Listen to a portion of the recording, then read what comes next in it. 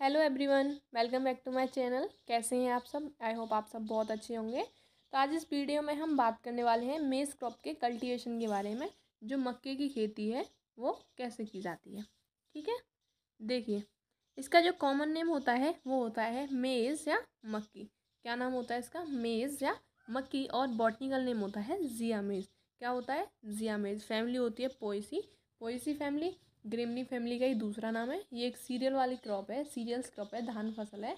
और ये खरीफ सीजन में उगाई जाने वाली फसल है। और इसमें जो क्रोमोसोम पाए जाते हैं वो पाए जाते हैं 20। कितने पाए जाते हैं? 20। क्या है इसका जो कॉमन नेम है वो है मेज़ या मक्की। बॉटनिकल नेम जिया मेज़, फैमिली पोएसिया ग्रेमनी और क्रोमोसोम 20। ठीक है, बात करते हैं कुछ इंपॉर्टेंट फैक्ट्स की। देखो इसका जो ओरिजिन प्लेस है मक्के का वो कहाँ है? वो है सेंट्रल अमेरिका एंड मैक्सिको में। और इसमें जो क्रोमोसोम नंबर पाए जाते हैं वो पाए जाते हैं 2n=20। मेज is protandrous monoecious plant and cross pollinated crop.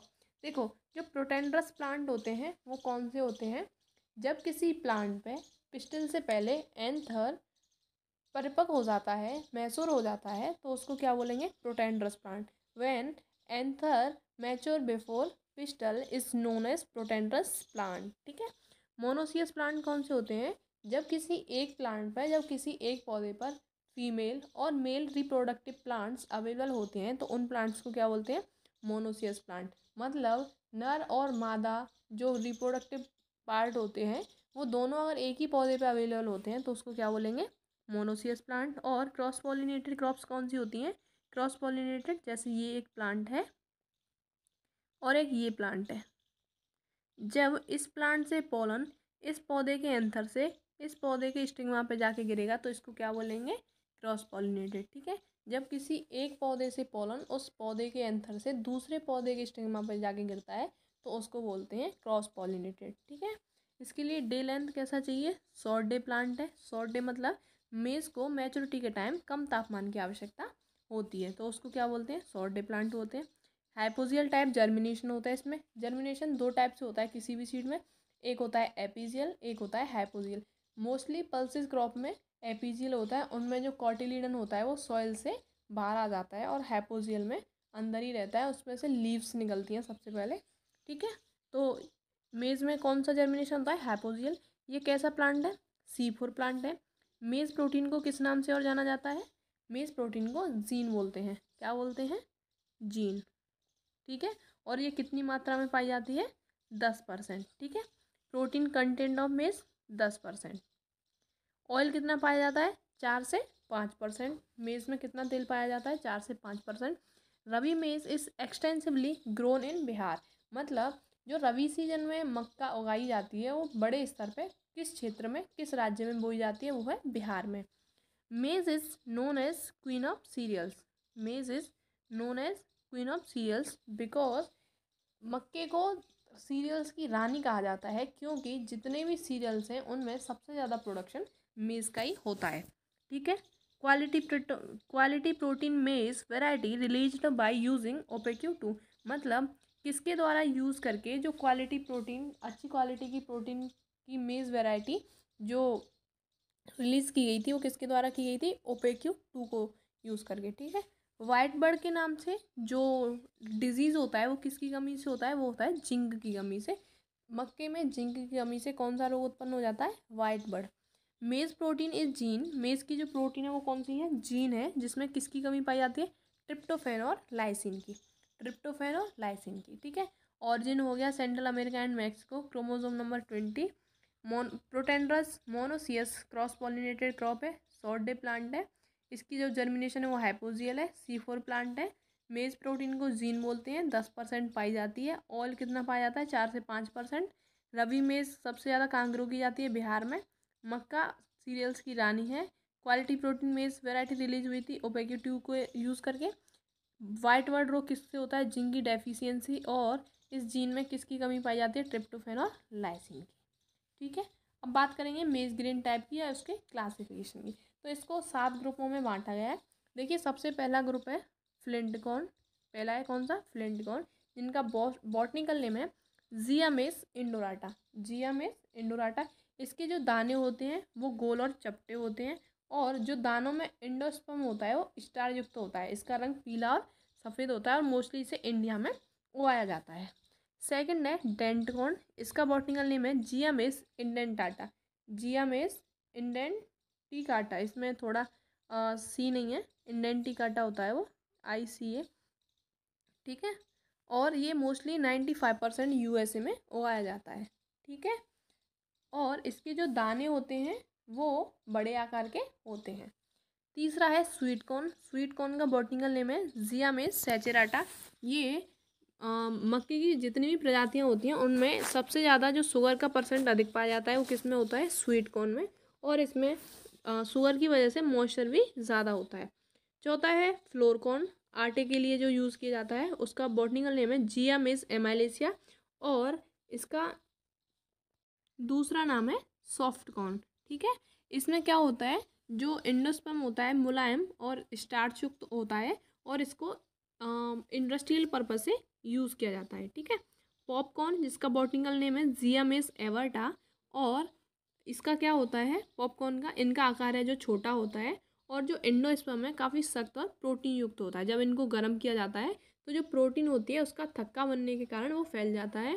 क्योंकि इसका एंडोस्पर्म हार्ड होता है ना, तो अंदर ही अंदर फूटने के कारण दानों का जो ऊपरी भाग होता है वो अंदर चला जाता है और जो अंदर वाला पार्ट होता है वो बाहर आ जाता है, ठीक है।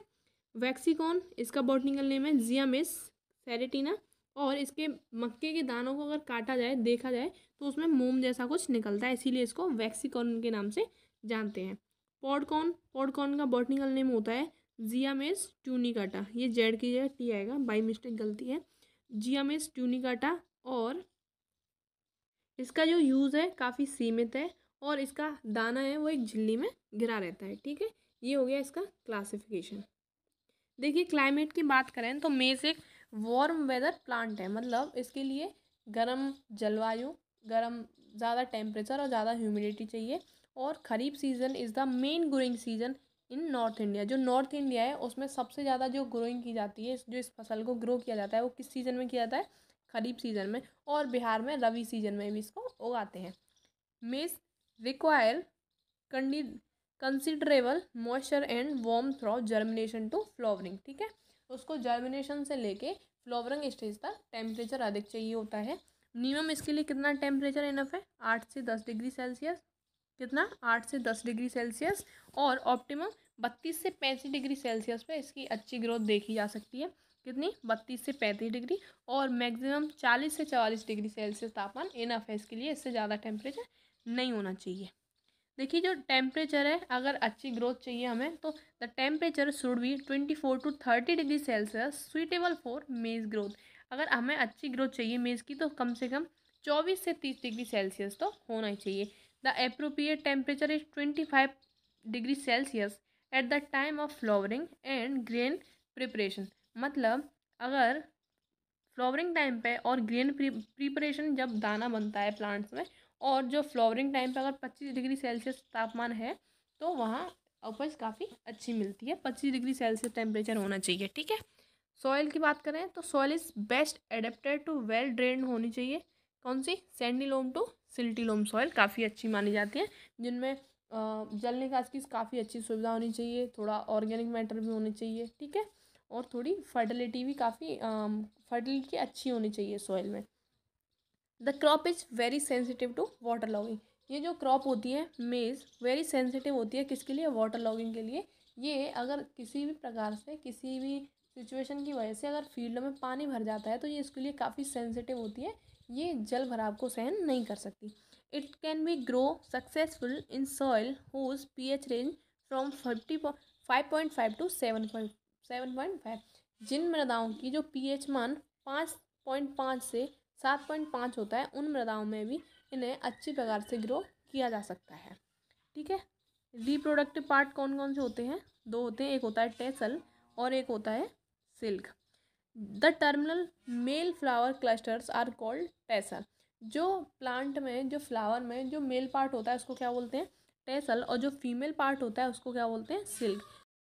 The style is an exceptionally long silky filament bears the female hairy cluster of which is known as silk।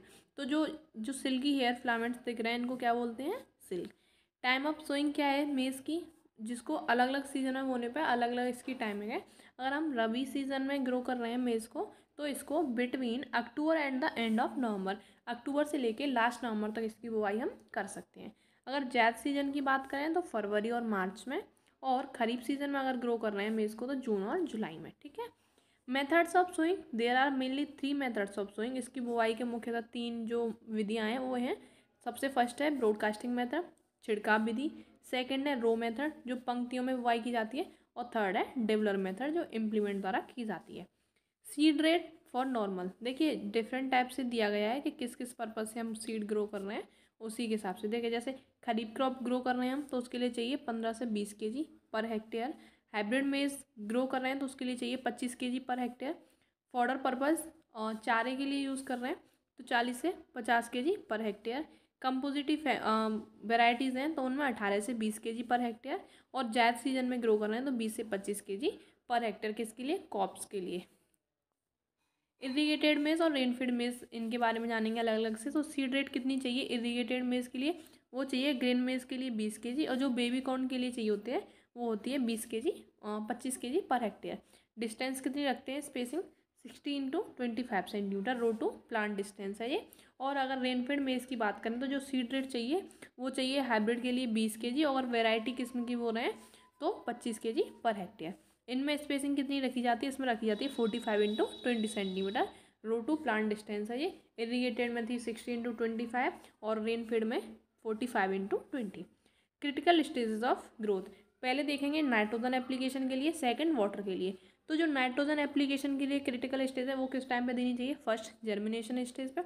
Second knee high, मतलब जब घुटनों के बराबर क्रॉप स्टैंडिंग हो जाती है तब। और टेसलिंग, जब टेसल पार्ट निकलता है जो मेल पार्ट होता है प्लांट में वो। Critical stage of water, irrigation के लिए कौन कौन सी क्रिटिकल स्टेज है।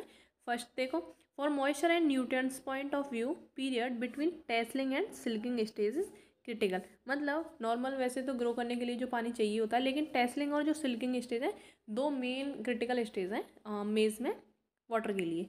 डेप्थ कितनी चाहिए, डिवल और drill the seed at the depth of 4 centimetre. मतलब अगर हम डिवलर विधि से या रो में ग्रो कर रहे हैं तो उसके लिए डेप्थ चाहिए हमें 4 सेंटीमीटर। इसमें रूट सिस्टम कैसा होता है, the root system of maize is fibrous, fibrous होता है और डीप होता है, गहरी जड़ें पाई जाती हैं। It is usually well developed, और अच्छी खासी विकसित होती हैं।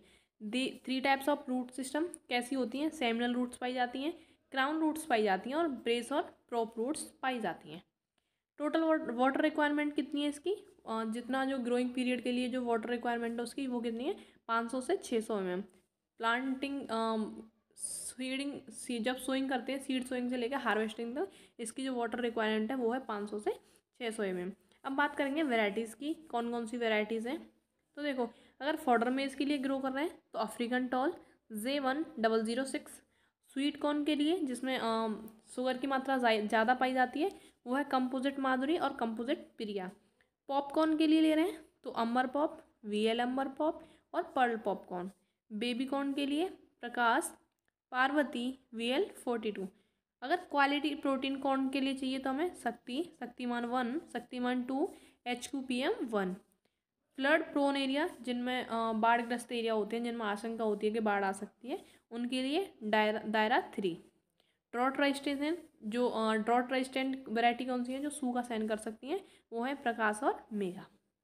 लाइसिन रिच कंपोजिट, जिनमें लाइसिन की मात्रा ज़्यादा पाई जाती है, लगभग प्रोटीन होती है 10 से 11%, और लाइसिन पाया जाता है 3.5 से 4%। वो कौन सी हैं, प्रोटीना, शक्ति और रतन। ये कब रिलीज़ हुई थी, 1971 में। और इन वेराइटीज़ को ओपेक्यू ट्यूब वेराइटी कंपोजिट के नाम से भी जाना जाता है। जो क्वालिटी प्रोटीन मेज़ है QPM, ये कब रिलीज़ हुई थी, ये किसको यूज़ करके रिलीज़ हुई थी, ओपेक्यू ट्यूब जीन को। क्या क्या नाम है उनके, शक्तिमान 1, शक्तिमान 2 और HQPM फर्स्ट। अगर मेजर डिजीज़ देखे जाएँ, सबसे फर्स्ट डिजीज़ है लीफ ब्लाइट, और ये किस पैथोजन की वजह से होता है, ये होता है हेलमिंथोस्पोरियम माइडिस की वजह से। सेकंड डिजीज़ है हेड स्मट, ये किसकी वजह से होता है, स्पेसिलोथिका रेलियाना। थर्ड है चारकोल रोट, चारकोल रोट होता है मैक्रोफोमिना फैजोलिना की वजह से। और फोर्थ है डाउनी मिल्ड्यू या क्रेजी टॉप। डाउनी मिल्ड्यू या क्रेजी टॉप किसकी वजह से होता है, पेरानोस्क्लेरोस्पोरा फिलिपियंसिस। ठीक है। अब जानेंगे इनके जो कुछ मेन इंसेक्ट हैं जो कि काफ़ी हनी पहुंचाते हैं मेज़ की क्रॉप को। तो सबसे पहला जो इंसेक्ट है वो है मेज़ सूट फ्लाई। इसका जूलॉजिकल नाम क्या है? एथेरिगोना ओरिएंटालिस। सेकंड इंसेक्ट है स्टेम बोरर, जो कि प्लांट के जो स्टेम में होल कर देता है, वो है चिलोपाटलस। तीसरा है पिंक स्टेम बोरर, ये भी स्टेम को ही मोस्टली हानि पहुंचाता है। तो इसका जूलॉजिकल नाम है सिसेमिया इन्फेरेंस। चौथा है सूट बग, इसका जूलॉजिकल नाम है पेरेग्रिनस माइडिस। और लास्ट है बेव बॉम क्रिप्टोब्लाबस ग्रेंडिएला। ठीक है। अगर हार्वेस्टिंग की बात करें और थ्रेसिंग की बात करें तो harvesting of the crop should be done with in 90 to 110 days. मतलब सोइंग के 90 से 110 दिन बाद जो हार्वेस्टिंग है कर लेनी चाहिए। और जो इसमें फ्लावरिंग है, कब आते हैं इसमें फ्लावरिंग? सोइंग के लगभग 30 से 50 दिन बाद इसमें फ्लावरिंग स्टार्ट हो जाती है। और लगभग 60 से 70 दिन बाद इसको जो ग्रीन कॉर्न होते हैं उनको हम खा सकते हैं। ठीक है, 60 से 70 दिन बाद। और जो मैच्योरिटी है वो फर्टिलाइजेशन के 45 दिन बाद आती है। और मेज़ जब हार्वेस्ट किया जाता है तो उसमें लगभग 20 से 25% मॉइस्चर होना चाहिए ग्रेन्स में। अगर ईल्ड की बात करें तो पहले टाइप और रीज़न और उसकी ईल्ड है। तो अगर हाइब्रिड सीड ग्रो किया आपने तो 50 से 60 क्विंटल पर हेक्टेयर मिलती है बस। कंपोजिट वैरायटी यूज़ की हैं तो 40 से 50 क्विंटल। फॉडर पर्पज़ के लिए ग्रो कर रहे हो तो 300 से 400 क्विंटल। एवरेज ईल्ड कितनी है इंडिया में? वो है 2.75 ton per hectare. Baby corn क्या होता है? When silk come out on the upper part of the plant 2 to 3 days after the corn is present. देखो, जब जो सिल्क आ जाता है बाहर, प्लांट पार्ट के बाहर अलग से दिखने लगता है, तो उसके 2 या 3 दिन बाद जो कॉर्न प्रेजेंट होता है उसको बेबी कॉर्न बोलते हैं। This system is called baby corn. ठीक है। Baby corn is good source of किसका गुड अच्छा स्रोत है ये? कैल्शियम का, आयरन का, विटामिन्स का। मोस्टली जो वेजिटेबल्स होती हैं उनमें कितनी फास्फोरस पाई जाती है? 21 से 57 ग्राम। लेकिन इसमें कितनी पाई जाती है? 86 मिलीग्राम। ठीक है। बेबी कॉर्न में baby corn cultivated first started in Thailand in the world. सबसे पहले विश्व में किस देश में बेबी कॉर्न को उगाया गया था, कल्टिवेट किया गया था? वो था थाईलैंड में। इसकी कुछ सुइटेबल वेराइटीज़ हैं जैसे VL42, MEH135, HIM129, golden baby, Mridula ETC। ये मेन वेराइटीज़ हैं बेबी कॉर्न की। इसका सोइंग टाइम क्या होता है बेबी कॉर्न के लिए? फरवरी टू सेप्टेम्बर। और सुइटेबल डिस्टेंस कितना होता है? 45 to 20। ठीक है। इरिगेशन की बात करें तो इसके लिए 400 से 450 ml वाटर चाहिए। इसकी जो वाटर रिक्वायरमेंट है सीड ग्रो करने से लेकर हार्वेस्टिंग तक वो कितनी है? 400 से 450 ml। और हार्वेस्टिंग की बात करें तो harvesting 45 to 50 days after sowing. इसको हम सोइंग करने के 45 से 50 दिन बाद हार्वेस्ट कर सकते हैं। And average yield of 50 to 20 quintal per hectare of peeled baby corn is obtained. इससे 15 से 20 क्विंटल पर हेक्टेयर ईल्ड मिल जाती है। ठीक है। मेज़ की क्रॉप इतनी थी।